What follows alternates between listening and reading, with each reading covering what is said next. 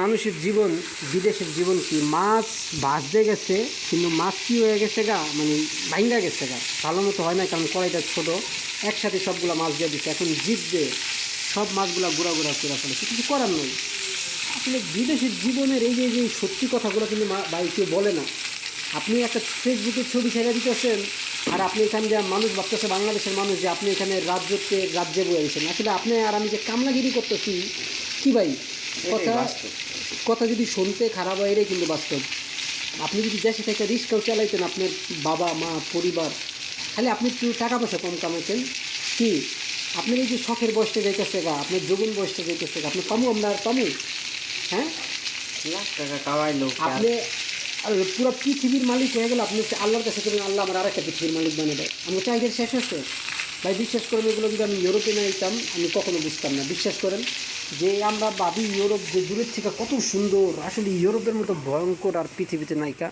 কারণ এখানে আমরা কাগজ ডকুমেন্টের জন্য যেমন করে মানে করি, আসার চেষ্টা করি, পরবর্তীতে মানে এখানে যারা থাকে বেশিরভাগই মানুষ কিন্তু মানে কাজটা হয়ে যায় ভাই, কিপটা হয়ে যায়। আমি কিন্তু ওই একসাথে মুদি দোকানে কাজ করে দেখছি বাঙালির লোকরা, কারণ এদের সাথে দাম বেশি, আর এই করারও নেই। এই দেশ হলো শান্তিহীন দেশ, শান্তি নাই, আমরা সুখ জিনিসটা নাই। হ্যাঁ নাই, আপনি কারণ দেখেন, অশ্লীলতা এই দেশে অনেক প্রচুর পরিমাণে। হ্যাঁ।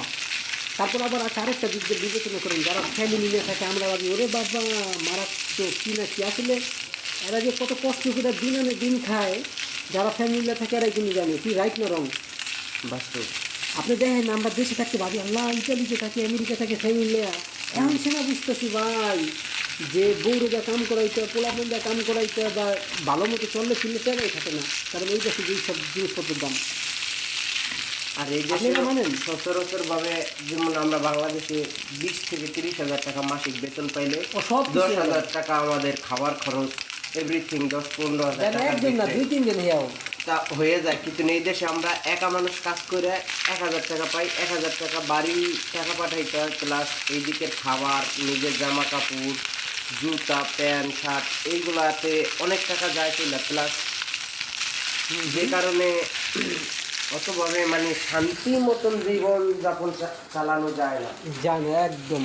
তো আপনি যদি ওই যে 1,000 টাকা পান, আপনি যদি ভালো মতো একজোড়া জুতা কিনেন প্রতি মাসে, একজোড়া ভালো মতো আমরা দেশে যেমনি লাইভ লিড করতাম ওই রকম ভাব নেওয়া চলে, আর ওই রকম খাইলে দিল ওই 1,000 কিন্তু আপনি 200 টাকা দেশে পাঠাতে পারতেন, এরা মানেন আপনি? 200 তো দূরের কথা, প্লাস এই দেশ থেকে আরো প্লাস বাংলাদেশ থেকে টাকা না চলা লাগতো।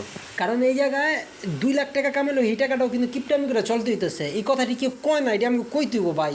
এই আমগো জেনারেশনের মানুষ আমরা যে এত কষ্ট করতেছি, আমরা তো ভাবতেছি ইউরোপে কি না কি, যে আচ্ছা বুঝলাম ইউরোপে কাগজ পাইলাম, ইউরোপে সেটেল হইলাম, কিন্তু এই যে সেটেল হওয়ার পরও ফ্যামিলিরা যখন থাকে, মানুষ কিন্তু মানে এক কথায় মানে খুব মানে সেভিং করে চলতে হয়, কিপটামি করে চলতে হয়, যেটা খাস বাংলার কথা। কারণ কিপটামি করে না চললে জিনিসপত্র আপনি আয় করতে পারবেন না, কি ভাই? এটা কিন্তু আপনি বাস্তব দেখেন, এটা বাস্তব। আর এই দেশে যারা ফ্যামিলি নিয়ে থাকে তারা আরো বেশি কিপটা, তারা এইটাই তো আমি কইতাছি ভাই, মাছ ঠাস বেশি একটা খায় না, শাকসবজির উপরে দিয়েও দিন চালায় দিন চালাই দেয়। ঠিক আছে, রুটি পরোটা হয় রে। এইসব জিনিসের উপর আমি ওই আর তারা 3 বেলাও ভাত খায় না, তারা 2 বেলা ভাত খায়, কারণ যাতে খরচটা কম হয়। ঠিক আছে, এখন অনেক মানুষ এই ভিডিওটা দেখে কিন্তু কষ্ট পেতে পারে, কারণ এরা তো লজ্জায় শরমে কয় না। এই ইয়াং জেনারেশনের মানুষগুলো অনুপ্রেরিত হয়, যে ভাবে আমরাও যখন যাই ইউরোপ থেকে, বা যে মানুষগুলো কি ভাব নিতেছে এর বাইরে ভাই।